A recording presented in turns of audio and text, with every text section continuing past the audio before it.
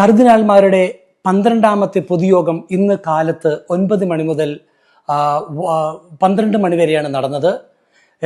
11ാമത്തെ പൊതുയോഗം ഇന്നലെ വൈകിട്ട് 5 മണി മുതൽ 7 മണി വരെ നടന്നിരുന്നു. ഇന്ന് നടന്ന പൊതുയോഗം കർദിനാൾമാരുടെ കോൺക്ലേവിന് മുമ്പായിട്ടുള്ള അവസാനത്തെ യോഗമാണ്. ഇനിയും അങ്ങനെ ഒരു പൊതുയോഗം ഇന്ന് ഉണ്ടായിരിക്കുന്നതല്ല. എന്നാൽ ആ യോഗത്തിൽ സുപ്രധാനമായും അവർ എടുത്തു പറഞ്ഞ ഒരു കാര്യം ഇതാണ്: ഇത്രയും നാളുകളായിട്ടും ഉക്രൈനിലും അതോടൊപ്പം തന്നെ മിഡിൽ ഈസ്റ്റിലും സമാധാനം സ്ഥാപിക്കത്തക്ക വിധത്തിൽ ഒരു കാര്യവും പ്രോഗ്രസീവായി മുന്നോട്ട് നടന്നിട്ടില്ല എന്നുള്ള കാര്യം ഈ കർദിനാൾമാരുടെ യോഗത്തിൽ എടുത്തു പറയുകയും അതിനുവേണ്ടി ആവശ്യമായ എല്ലാ കാര്യങ്ങളും സഭയുടെ ഭാഗത്തുനിന്ന് ഉണ്ടാകുമെന്നും ലോകം മുഴുവനും അതിനുവേണ്ടി ലോക നേതാക്കന്മാരെല്ലാവരും അതിനുവേണ്ടി പ്രയത്നിക്കണം എന്നുള്ള ഒരു കാര്യം വളരെ ദുഃഖത്തോടു കൂടി തന്നെയാണ് ഇന്ന് കർദിനാൾമാരുടെ അവസാനത്തെ 12ാമത്തെ പൊതുയോഗത്തിൽ അവർ ചർച്ച ചെയ്തത്.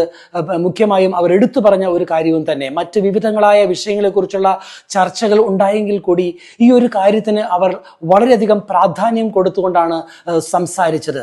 ഇതിൽ അവർ സുപ്രധാനമായും എടുത്തു പറഞ്ഞ മറ്റൊരു കാര്യം എന്ന് പറയുന്നത് നിബന്ധനകൾ കൂടാതെയുള്ള വെടിവെപ്പ് നിർത്താനായിട്ട് ഇരു കൂട്ടരും തയ്യാറാവണമെന്നാണ് ആവശ്യപ്പെട്ടിരിക്കുന്നത്.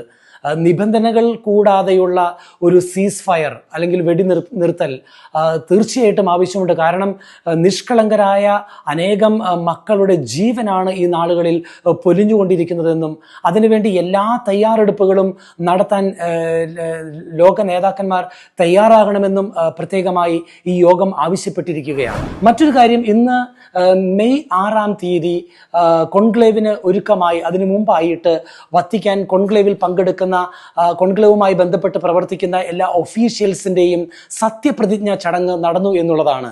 ആ സത്യപ്രതിജ്ഞ ചടങ്ങിൽ കോൺക്ലേവിനെ സഹായിക്കുന്ന ലിറ്റർജി സംബന്ധമായിട്ടുള്ള വ്യക്തികൾ, ഡോക്ടേഴ്സ്, നഴ്സസ്, വൈദികര്, അൽമായര്, സെക്യൂരിറ്റി ഗാർഡ്സ്, ഇങ്ങനെയുള്ള വിവിധ മേഖലയിൽപ്പെട്ടവരെല്ലാവരും ഇന്ന് സത്യപ്രതിജ്ഞ എടുത്ത് കോൺക്ലേവുമായി ബന്ധപ്പെട്ട് പ്രവർത്തിക്കുന്നത് കൊണ്ട് തന്നെ അതിൻ്റെ രഹസ്യ സ്വഭാവം കോൺക്ലേവ് കഴിയുന്നത് വരെയല്ല, മറിച്ച് എക്കാലത്തേക്കും എന്നേക്കുമായി ആ രഹസ്യ സ്വഭാവം സൂക്ഷിക്കുമെന്നുള്ള സത്യപ്രതിജ്ഞയും അവർ എടുക്കുകയുണ്ടായി.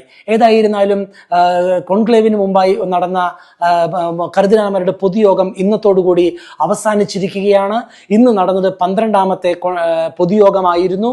ആ യോഗത്തിൽ മറ്റൊരു കാര്യം കർദിനാൾമാർ എടുത്തു പറഞ്ഞത് വിശ്വാസ സമൂഹം മുഴുവനും ഈ നാളുകളിൽ പ്രത്യേകിച്ച് കോൺക്ലേവിന് വേണ്ടി പ്രാർത്ഥിക്കണമെന്നും അതോടൊപ്പം തന്നെ ഉക്രൈനിലും മിഡിൽ ഈസ്റ്റിലും നടന്നുകൊണ്ടിരിക്കുന്ന യുദ്ധങ്ങൾ നിൽക്കുവാൻ വേണ്ടി ശക്തമായ പ്രാർത്ഥനകൾ ദൈവസന്നിധിയിലേക്ക് ഉയർത്തണമെന്നും പ്രത്യേകമായി ആവശ്യപ്പെടുകയുണ്ടായി.